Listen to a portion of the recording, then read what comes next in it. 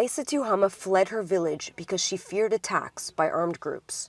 Her 8-month-old daughter became severely malnourished weeks later.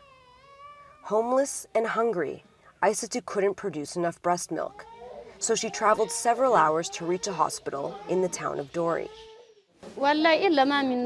Since being displaced, we haven't received support. We used to have food to eat when we were in our home, but we don't think we can return.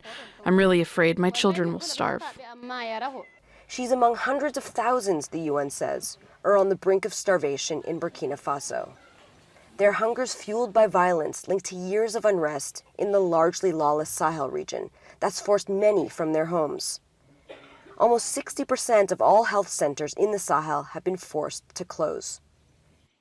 Many of the people here have come from villages where there's no longer any functioning health facilities.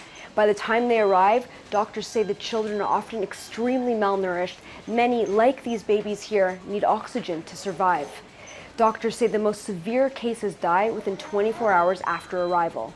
And health workers are preparing for the situation to get worse as security problems increase.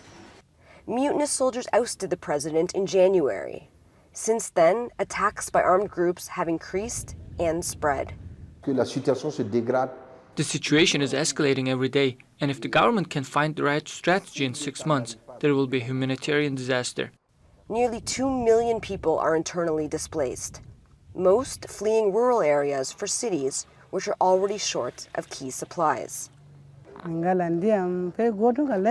don't have water, we don't have anything. I suffer a lot. I really need any kind of support because I'm suffering.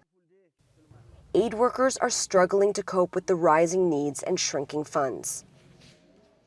We still need more than $18 million to fill the gap of financial resources in order to take care of these children. And he warns, if the money doesn't arrive, the crisis will become even worse. Sam Mednick, Al Jazeera, Dori, Burkina Faso.